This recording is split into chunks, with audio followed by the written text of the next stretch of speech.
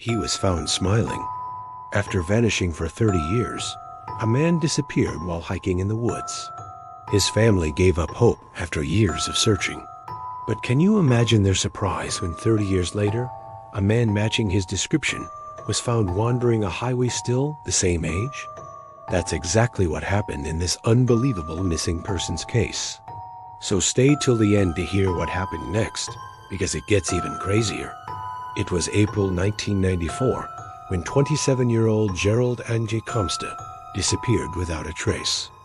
He told his family he was going for a hike in the woods near his home in Big Bear, California, but he never returned. As the days went by, his family's hope that he'd turn up safe and sound dwindled. After all, there was no sign of foul play, and he wasn't the type to skip town without telling anyone. His brother Paul later told the police Gerald was an Eagle Scout who knew the area like the back of his hand. He wouldn't have gotten lost. After 2 weeks, the San Bernardino County Sheriff's Department called off the search. Gerald's family refused to give up. For years, they put up reward posters and handed them out, hoping someone would have seen something. Tragically, though, no one ever had. Gerald's father died in 2006, still believing his son was out there somewhere. It was truly a mystery that baffled the police and the family. How could a young, healthy man just vanish into thin air? Fast forward to 2024. 3 decades had passed since Gerald's disappearance. On July, a driver on the 10 freeway near Arlington Avenue in mid-city Los Angeles spotted something odd. A man standing on the side of the road motioning for help. At first, the driver thought it was a homeless person, or maybe someone who had broken down, so he kept driving. But something about the man made him stop and go back. The man appeared to be in his mid-20s, around 5 feet 10 inches tall, thin build with short brown hair. He was wearing a white t-shirt, blue jeans, and brown hiking boots. And the most shocking thing, he had no ID or money on him.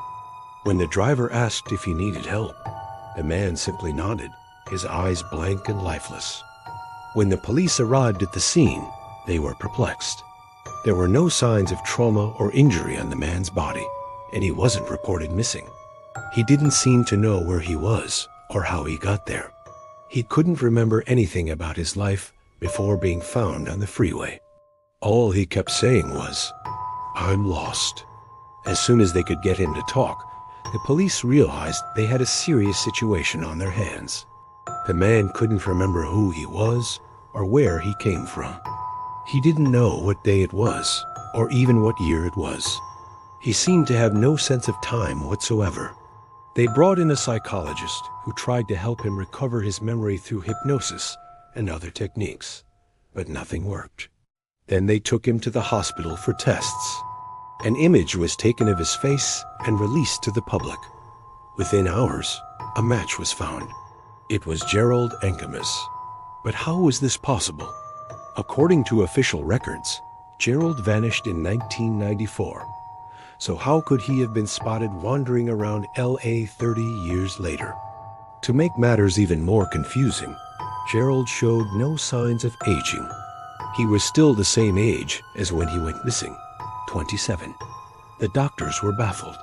They ran every test they could think of, but Gerald's case was a medical mystery. His heart was beating at a normal rate. He had no medical conditions, and his vital signs were perfect. It was as if he'd been in a coma for the past 30 years. But there was something even stranger. While Gerald was in the hospital, the police found out he had a mysterious tattoo on his back. It was a complex design with strange symbols that didn't resemble any known language or alphabet. This was very strange, because Gerald never had any tattoos before. It was almost as if he got it the day he disappeared. Security footage from the hospital revealed something else. One day, Gerald was sitting in a chair talking to someone who wasn't there. No one was in the room with him. And when nurses entered, he looked up at them, startled as if they'd interrupted something. Then he went back to staring at the wall, as if someone were sitting right next to him. Later, they checked the audio and picked up some whispered words. "They let me go, But not all of me came back. What did he mean by that? Was he referring to his body or his mind? Or was there something else? Something dark lurking behind his vacant eyes? In the meantime, the hospital staff were thrilled to have solved the mystery of the amnesiac man. The media picked up the story and hailed the police for their great work. But little did they know this was just the beginning. One of the nurses, Janet, couldn't stop thinking about the case. She felt sorry for the poor guy and wanted to do something nice.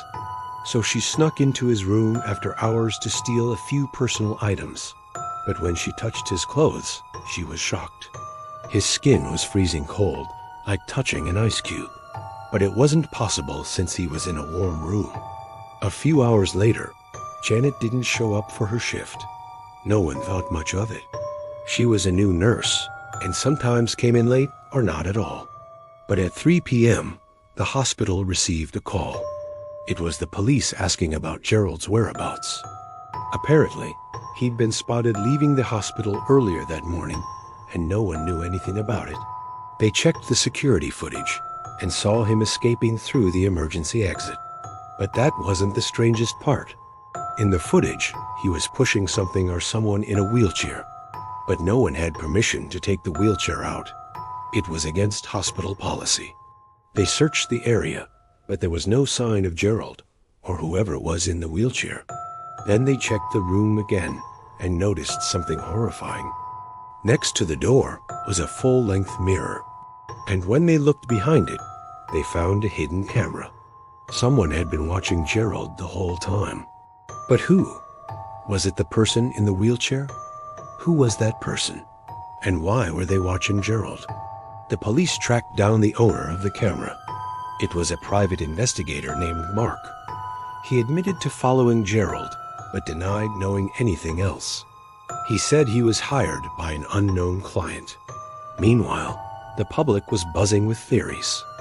Some believed Gerald had escaped from a mental institution. Others thought he was a time traveler who got stuck in the wrong era. But no one could explain why he would wander into traffic or why he had no memories.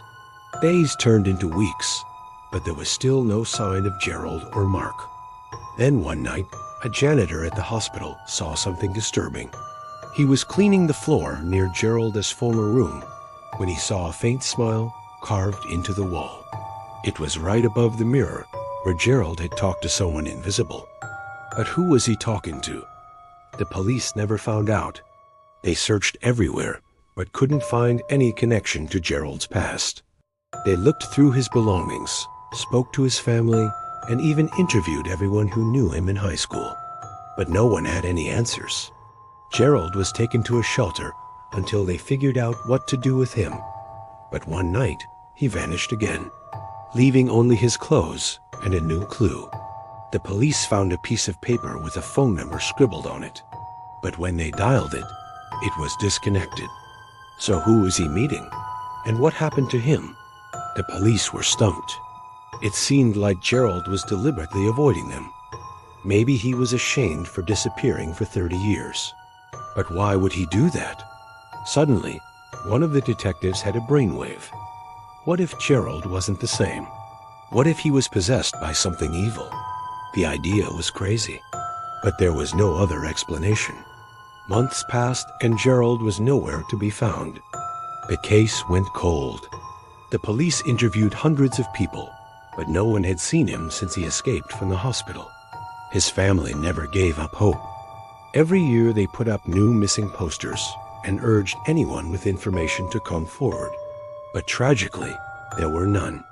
Then, in 2027, a hiker found something shocking. In the same woods where Gerald went missing, there was a new tattoo on his arm. It was the same symbol as the one on his back. But now there was a second one.